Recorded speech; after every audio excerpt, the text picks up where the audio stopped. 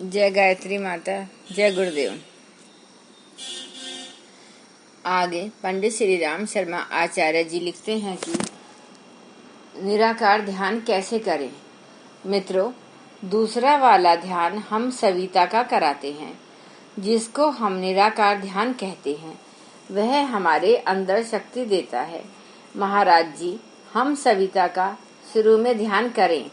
नहीं बेटे, शुरू में मत करना। पहले माता का ध्यान करना, बाद में सविता का ध्यान करना। सविता क्या देता है? सविता बेटे सारा सामान देता है। क्या क्या सामान देता है? पिता क्या देता है? पिता बेटे की पढ़ाई के लिए फीस देता है, अपनी कमाई का मकान देता है, और तेरी औरत को जेवर बनाकर देता है।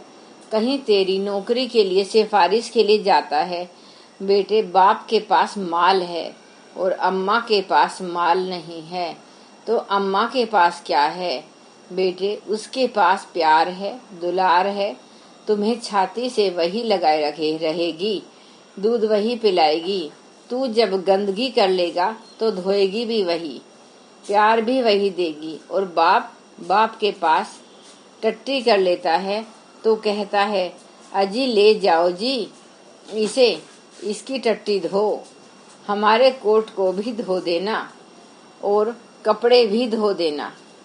अरे तो पाप आप धो देते। नहीं साहब, यह हमारा काम नहीं है।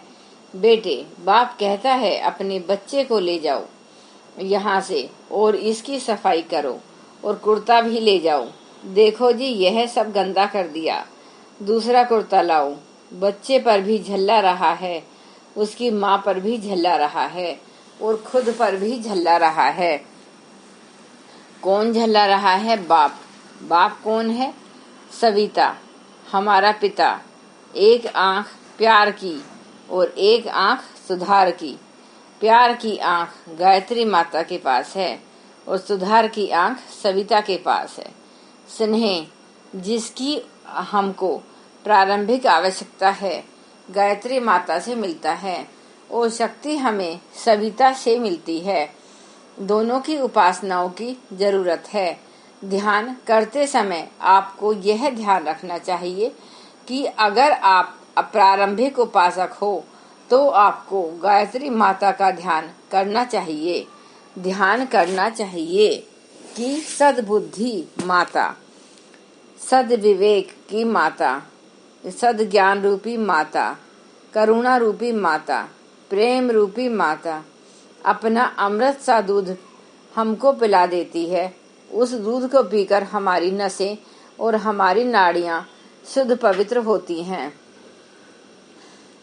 हम स्नेह से भरे रहे हैं, करुणा से भर रहे हैं, भावना से भर रहे हैं, कोमलता से भर रहे हैं। हमारा जो दुष्ट मन है उसके अंदर कोमलता तो पैदा होनी ही चाहिए, सरसता तो पैदा होनी ही चाहिए, श्रद्धा तो पैदा होनी ही चाहिए। मित्रों, हमारी प्रारंभिक आवश्यकता है सौम्यता की, करुणा की। अभी हमारा संबंध सब जगह से निष्ठुरता से भरा हुआ पड़ा है। जब इसमें दयालुता आ जाए, श्रद्धा आ जाए, तो फिर हम यह कहने के अधिकारी हैं कि भगवान हमको शक्ति दीजिए। अगर शक्ति आपको आ गई, कब? जब तक कि आप शुद्ध पवित्र नहीं हुए तो आपको हानि हो जाएगी, आपका नुकसान हो जाएगा।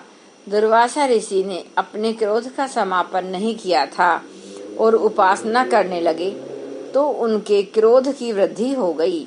विश्वामित्र जब तक अपने आप को संशोधित करने की पूरी प्रक्रिया नहीं कर सके थे और तपस्या करने लगे, उस तप में, भजन में लगने का परिणाम यह हुआ कि उनकी काम वासना ज्यादा उद्दीप्त हो गई। उसके फलस्वरूप फिर क्या हुआ? बेटे, उनके यहाँ अप्सरा से एक लड़की पैदा हुई थी, तुझे मालूम नहीं है? विश्वामित्र ऋषि के पास एक मेनका नामक अप्सरा आई थी। उसने चक्कर चलाकर विश्वामित्र से विवाह कर लिया था।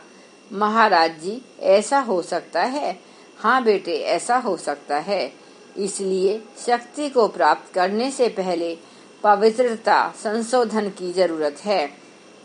संशोधन आप प्राप्त कर लें, तब आपको सविता का ध्यान करना चाहिए।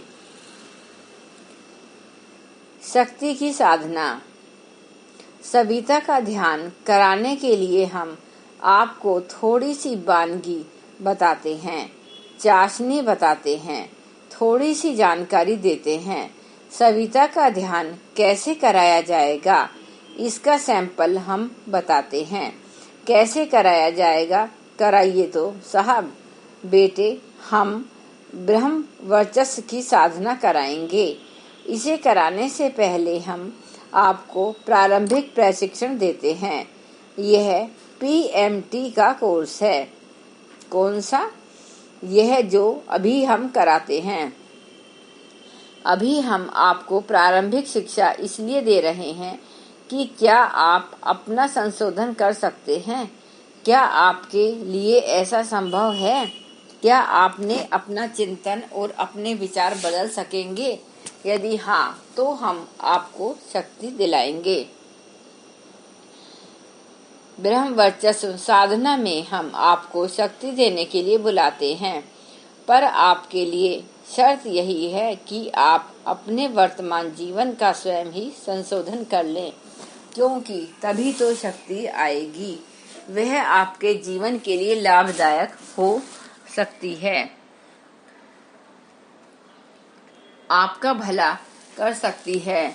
अन्यथा यदि शक्ति आई तो आपका पेट फट जाएगा, आप उस शक्ति को सहन नहीं कर सकेंगे।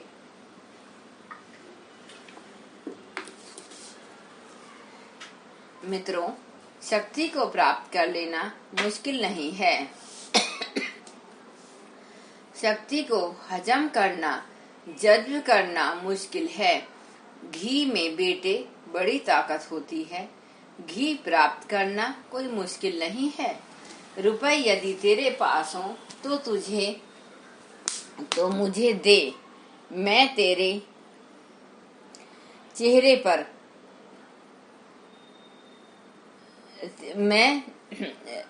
रुपए यदि तेरे पास हैं तो मुझे दे। मैं तेरे लिए 1 किलो घी लाकर दे दूंगा। फिर तो महाराज जी, मैं खा लूं? खा ले बेटे, तेरे चेहरे पर चमक आ जाएगी, तू मोटा हो जाएगा। अच्छा लाइए, 1 किलो का डिब्बा है। मैं तो आज ही खा जाता हूँ। हजम नहीं होगा बेटे।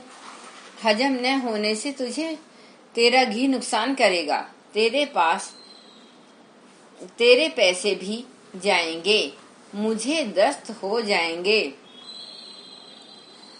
और तुझे उल्टी भी हो जाएगी।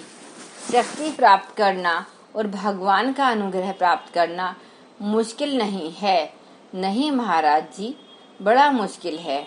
नहीं बेटे, कोई मुश्किल नहीं है। मुश्किल है तो चल मेरे साथ, आता हूँ। मेरा गुरु मेरी सहायता करता है। क्या सहायता करता है? आज के लिए बस इतना ही। यह पुस्तक मैं आपको जो सुना रही हूँ, यह पंडित श्री राम शर्मा आचार्य जी की लिखी हुई है, जो मैं आपको अपनी वाणी में सुना रही हूँ। और मेरा आपसे फिर यही अनुरोध है कि आप इस पुस्तक को जन जन तक फैलाइए। एक बार गायत्री मंत्र का उच्चारण करते हैं।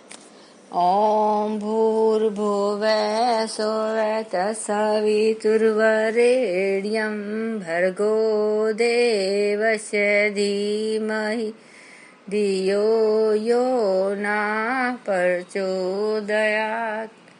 जय गुरुदेव, जय माता जी।